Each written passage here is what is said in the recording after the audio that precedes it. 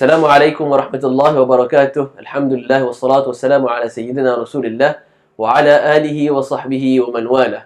Welcome again to QuranIrab and Matan al-Ajrumiyyah. In the last video, we have looked into the importance of learning Arabic and its grammar, the importance of understanding Nahu and Saraf and its application to understanding Arabic and its importance in understanding Arabic and in extension in understanding the Quran. In this video, inshallah, we will look into the features and how to use the app QuranIrab. For those of you who do not have QuranIrab, you can get it for free from the Apple App Store and Google Play Store, or use our web app at QuranIrab.com. Now let's look into the application. Now in this series of videos, I'll be using the QuranIrab app, which is available as a free download from the Apple App Store and Google Play Store. All you need to do is just type QuranIrab and search for it. You will find it that this is the app, and you can just tap get to download. Now that you have downloaded the app, let's launch it. Tap on the icon. Right on the top of the app is all the buttons you need to interact with the app. On the top right corner is the index. Now you see all the list of surah that is supported at the moment. We will be adding more and more surah in the future.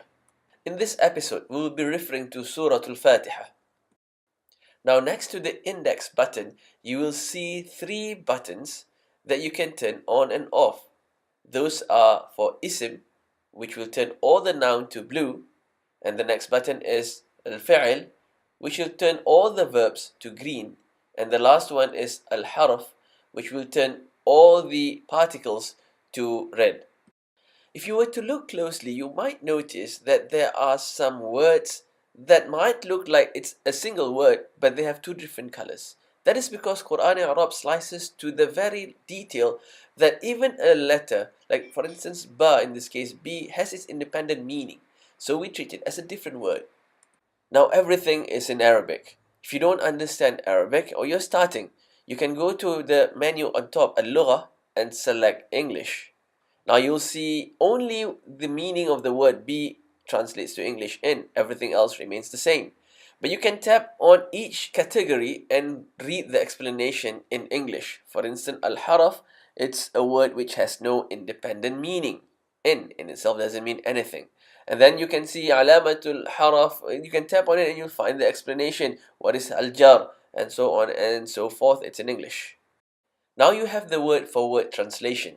What about the whole sentence, the whole ayah? Now you go back to the menu on the top, At-Tarjama, and you can select from either Malay, English, or Tafsir in Arabic, Tafsir al-Muyassar. For this video, we will use English, which will give you the Sahih International Translation. Now you have the whole ayah, Bismillahir Rahmanir Rahim, which translates to, in the name of Allah, the entirely merciful, the especially merciful. And then Tafsir al-Muyassar, you can have Surah Al-Fatiha, Summiyat Hadhihi Surah Bil-Fatiha, and the explanation about and Tafsir about the surah that you have selected.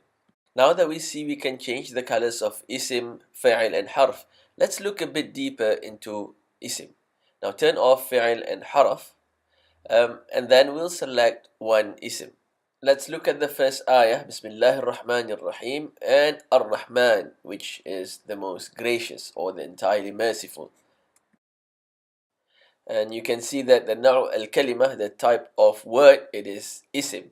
And if you don't know what Isim is, you can tap on it and you will have the explanation in English. Isim is a word which carries its own meaning, and it's not composed of any of the 3 time frames. There's no past, present or future when it comes to a noun. Below Naw al-Kalimah, you will find a sarf, and below a sarf is a nahu. And if you don't know the meaning of any of the words there, you can just tap on it and you have the meaning and explanation in English. Now let's take a look at Fi'il. So we'll first have to turn off the Isim button and turn on the Fi'il, and you see all the Fi'il being turned to green. There are not as many Fi'il as Isim. In fact, about 70% of the Quran consists of Isim. Now let's take a look at na'budu. It is إِيَّاكَ نَعْبُدُ وَإِيَّاكَ نَسْتَعِينُ. You have the meaning of the whole ayah. It is you we worship and you we ask for help.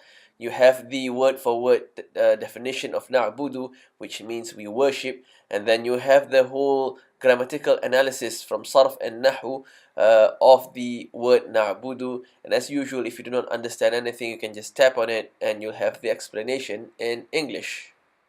Now let's look into the third category of words, which is harf. And before we do that, we'll just turn off fi'il and turn on harf, and you'll see all harf colored in red.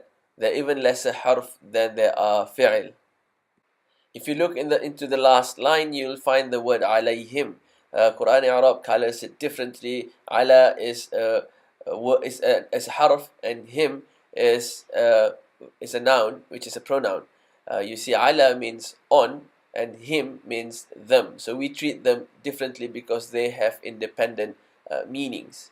Ala is a harf, and you can see the explanation. The type of kalima is harf, and the type of harf is harful jar. The detailed explanation for harf is shorter than fi'il, which is also shorter than ism, because harf doesn't change. Ala is ala. It doesn't change in terms of its harakah at the end of the letter or at the beginning of the letter or in the middle of the letter. It stays the same.